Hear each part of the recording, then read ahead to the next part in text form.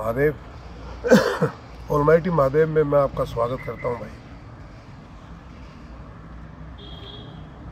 मैं कई बार इस बात से हैरान होता हूं कि लोग स्वर्ग का लालच दिखा के आपका अब का समय जो है वो पूरा खा जाते हैं, आपके जीवन को जहन्नुम बना देते हैं, नरक बना देते हैं कि साहब आप ये करोगे तो आपको स्वर्ग में जो है वो मिलेगा, जन्नत मिलेगी, वहाँ हूरें मिलेंगी। और वो जो लोग जो आपको बताते हैं वो उस रास्ते पे नहीं चलते। कोई आपको कहेगा कि आप जीवन में धर्म के लिए अगर मंदिर बनाओगे या पताका लगाओगे या लोगों को मार दोगे या कन्वर्ट कर दोगे तो आपको स्वर्ग मिल जाएगा जी। अरे मरने के बाद आपको स्वर्ग मिलेगा? आप स्वर्ग यहीं बना सकते हैं। आप में अगर सेवा भाव उत्पन्न हो जाए, प्रेम उत्पन्न हो जाए तो स्वर्ग यहीं है। हर व्यक्ति, हर जीव आपसे प्रेम करेगा, स्वर्ग ही तो है वो। और स्वर्ग क्यों जाना चाहते हैं आप? क्या है वहां पे ऐसा? अय्याशियां होंगी। आपको जो चित्र दिखाया गया है कि स्वर्ग एक ऐसी जगह है जहाँ पे अप्सराएं नाचेंगी, आपको मदिरापान कराया जाएगा, या किसी अन्य पंथ में बताया कि 72 हूरें होंगी।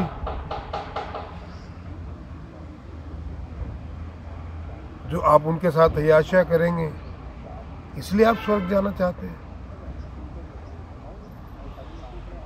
मतलब यहां मर जाएं और वहां जाके भी वही कर्म करें जो यहां वर्ज्य है, और उनसे आपको क्या हासिल हो जाएगा? अगर आपके सामने कोई अप्सरा नाच लेगी तो क्या हासिल हो जाएगा? आनंद आएगा। यही एक आनंद है। और इस आनंद की आप कल्पना करके आप जो है अपने आप को अभी मार देना चाहते हैं, आप लोगों को मार देना चाहते हैं। तो ये बात है, इसके लिए आप स्वर्ग जाना चाहते हैं। अरे जो यहाँ जीवों की हत्या करेगा, जहाँ यहाँ लोगों की हत्या करेगा, वो सुख की कामना कर सकता है क्या जो दूसरों को दुख देगा? और स्वर्ग में भी अगर व्याभिचार होता हो और इस तरीके का आचरण होता हो तो ऐसा स्वर्ग किस काम का है?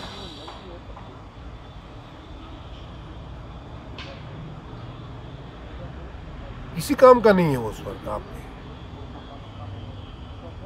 और ऐसी स्वर्ग की कल्पना करके आज जो लोग अपने कमर पे बम बांध के उड़ जाते हैं, और उनको इस बात के लिए प्रेरित करने वाला एक भी व्यक्ति आज तक ऐसे नहीं उड़ा है। जो आपके दिमाग में इन बातों को भरते हैं वो नहीं मरते। उनको पता है कि कोई जन्नत, कोई स्वर्ग नहीं है इन कर्मों के लिए,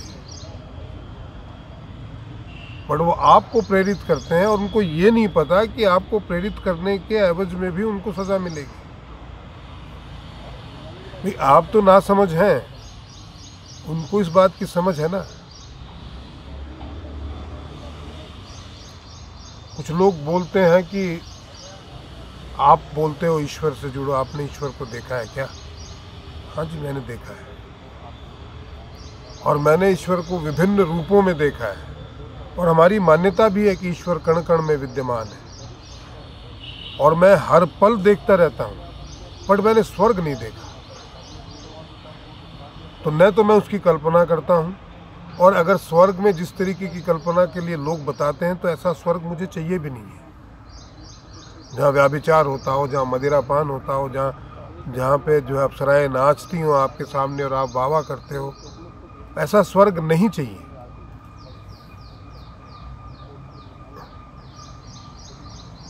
क्या करूं मैं ऐसे स्वर्ग का? अगर हरी कथा होती हो, आनंद आता हो, तो शायद मैं स्वर्ग की कल्पना भी करूं। ये ऐसा आनंद तो यहाँ गली गली में सब लोग ले रहे हैं। व्याभिचार तो कर ही रहे हैं, अनाचरण कर ही रहे हैं। और आप अपने समाज में नाचने वाली के कोठे पे जाने वाले को क्या बोलते हैं? बहुत भला आदमी बोलते हैं आप।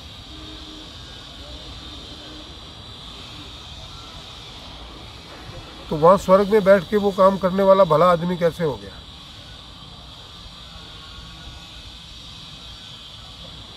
जिसका आचरण यहाँ अच्छा नहीं है, वो कल्पना वहां पे भी अनाचरण की करता है।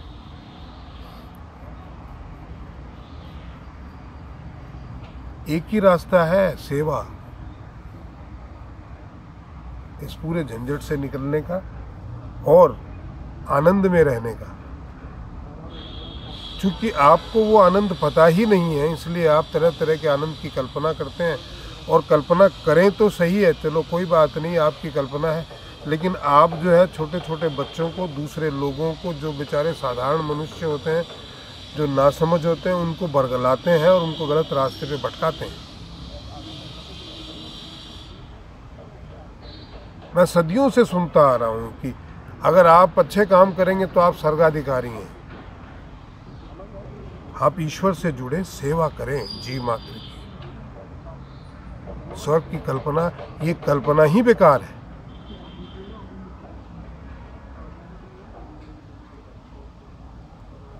कोई काम नहीं है जी, बैठे हैं जी सारे दिन वहां पे डांस देख रहे हैं जी, सोमरस पी रहे हैं। सोमरस अलग होता है। अच्छा, आत्मा वैसे ही अमर है, मरती नहीं है, और वहाँ शरीर तो होता नहीं है। तो आप आनंद किस चीज़ का ले रहे हैं? क्योंकि ये जिस तरीके के आनंद आप बोल रहे हैं, ये शरीर के आनंद है। आत्मा को ऐसे आनंद की अनुभूति की आवश्यकता होती नहीं है। तो आप एस्ट्रल बॉडी में ये आनंद ले ही नहीं सकते। वो तो इच्छा पूर्ति के हिसाब से, आपकी इच्छा के हिसाब से पूर्ति हो जाती है। तो आप शरीर के आनंद स्वर्ग में देखना चाहते हैं, क्योंकि ये शरीर के साथ में जिस आनंद की कल्पना आप करते हैं, आपको लगता है स्वर्ग में वही मिलेगा।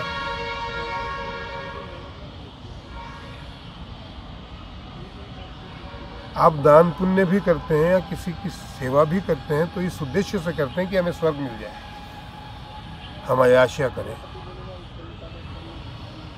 ईश्वर को आपकी सेवा की आवश्यकता नहीं है, और हर व्यक्ति में ईश्वर विद्यमान है।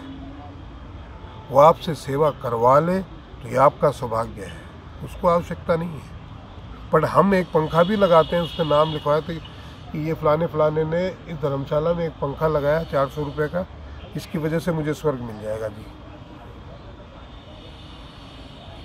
मैंने पुण्य किया। गुप्त दान का ही महत्व होता है। सेवा ऐसे की जाती है कि सामने वाले को ये लगे कि इसने सेवा की है, पर आपको एहसास ही ना हो आपने सेवा की है। आपको इसका गुमान नहीं होना चाहिए कि मैंने किया। आप इतने सर को नीचा रख के कि चलो ईश्वर ने मुझसे करवाया है, ईश्वर तेरा कोटि कोटि धन्यवाद, तूने ही मुझे धन दिया और तूने ही इस धन की से मुझसे सेवा करवाई अपनी। तूने ही मुझे अन्न के भंडार दिए और तूने ही इस अन्न से अपनी सेवा करवाई। ईश्वर तेरा कोटि कोटि धन्यवाद। एक किस्सा अगले एपिसोड में मैं आपको एक और इसका किस्सा सुनाऊंगा, सेवा का महत्व क्या होता है और कैसे सेवा से आपके चारों तरफ प्रसन्नता बिखरती है।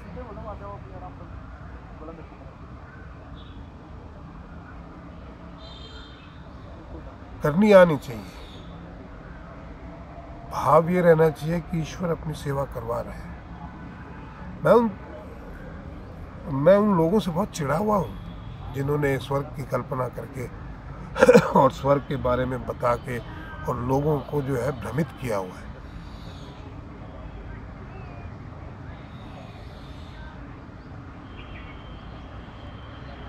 अय्याशियों के लिए स्वर्ग होता है जी, और हमें इसलिए स्वर्ग में जाना है कि हमें वहां भी अय्याशा करनी। कैसे विचार है भाई? स्वर्ग और नर्क यही है। आप लोगों को दुखी करके अपना जीवन यहीं पे नर्क बना लेते हैं। आपका कल आपके आज पे निर्भर है। आज आप गलत कर्म करोगे तो कल निश्चित ही आप भुगतोगे। जो आप आज हैं वो अपने कल की वजह से है। जो आपने कल किया वो उसके परिणाम स्वरूप आप आज हैं। आज की जो परिस्थितियां हैं और जो आज करोगे वो कल की परिस्थितियों का निर्माण करेगी।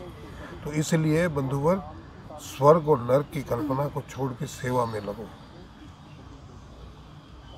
अगर आनंद चाहिए तो। आनंद पाने का सिर्फ एक ही रास्ता है। आज की वीडियो में इतना ही दोस्तों। आशा है कि आपको पसंद आया होगा। प्लीज़ सब्सक्राइब कीजिए, शेयर कीजिए और कंट्रीब्यूट ज़रूर कीजिए, कमेंट भी कीजिएगा। महादेव।